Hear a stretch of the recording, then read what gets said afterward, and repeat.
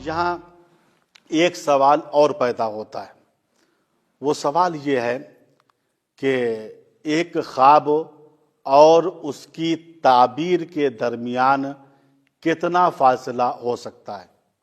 بعض بزرگان کہتے ہیں کہ خواب اور تعبیر کے درمیان 40 سال کا فاصلہ ہو سکتا ہے، چونکہ جناب یوسف نے بچپنے میں 7 سال کی عمر میں خواب دیکھا تھا اور اس خواب کی تعبیر 40 سال کے بعد ظاہر ہوئی، آپ بادشاہ مصر بنے۔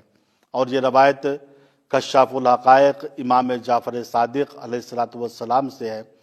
آپ سے سوال کیا گیا کہ خواب اور اس کی تعبیر میں کتنا فاصلہ ہو سکتا ہے؟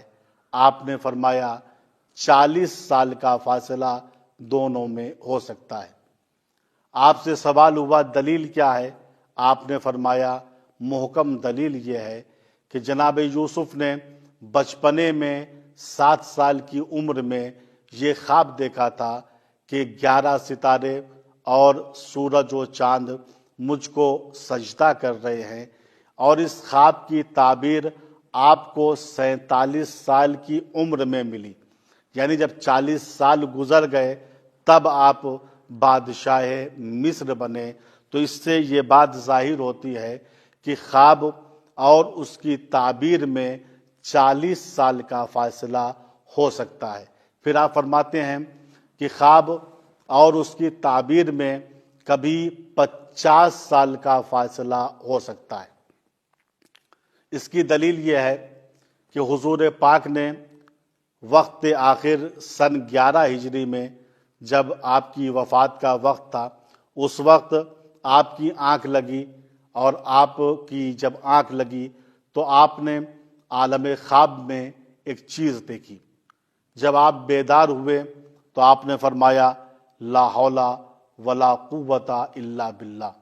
بعض افراد جو آپ کے پاس کھڑے ہوئے تھے، آپ نے آپ سے سوال کیا یا رسول اللہ آپ نے لا حول کیوں کہا؟ آپ نے فرمایا میں نے خواب میں یہ دیکھا ہے کہ ایک کتے نے میرے خون میں منہ کو ڈال دیا ہے۔ حضور پاک نے جب یہ خواب بیان کیا تو اصحاب بہت متاثر ہوئے۔ آپ سے سوال کیا حضور پاک اس خواب کی تعبیر کیا ہے؟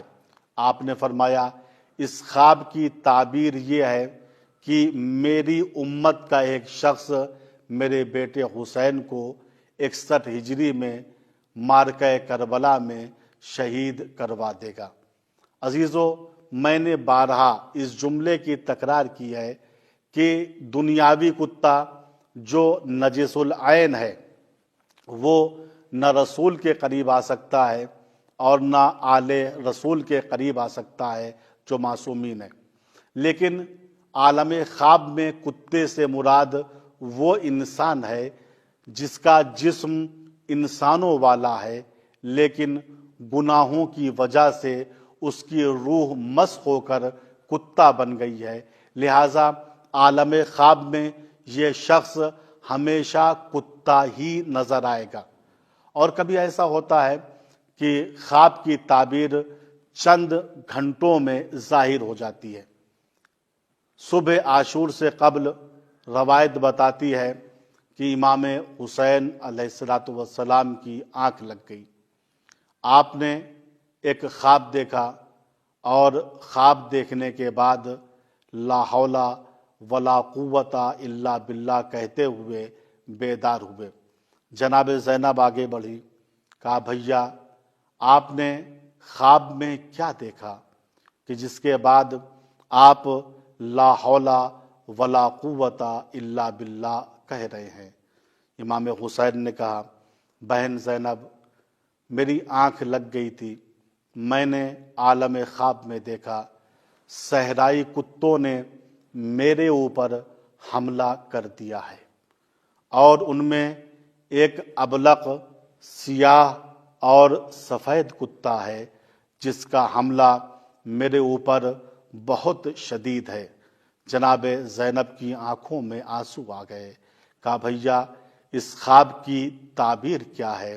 آپ نے فرمایا بہن اس خواب کی تعبیر یہ ہے کہ مجھ کو شہید کرنے والا شخص جس کو عالم خواب میں سیاہ اور سفید کتے کی شکل میں دکھایا گیا ہے، وہ شخص مبروس ہوگا، برس کے مرض میں مبتلا ہوگا۔ اور یہ خواب امام مظلوم نے صبح عاشور سے تھوڑا پہلے دیکھا تھا، اور اس خواب کی تعبیر عصر عاشور پوری ہو گئی۔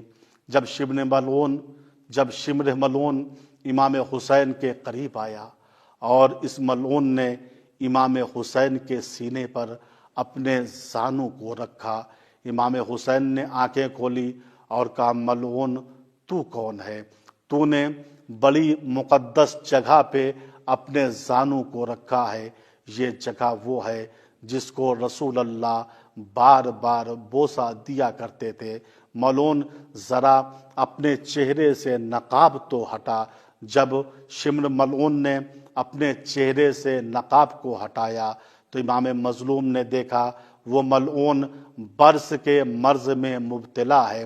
آپ نے فرمایا صدقہ جدی رسول اللہ، میرے جد رسول اسلام نے سچ فرمایا تھا کہ میرا قاتل وہ شخص ہوگا جس کے جسم پر سیاہ اور سفید دھبے ہوں گے۔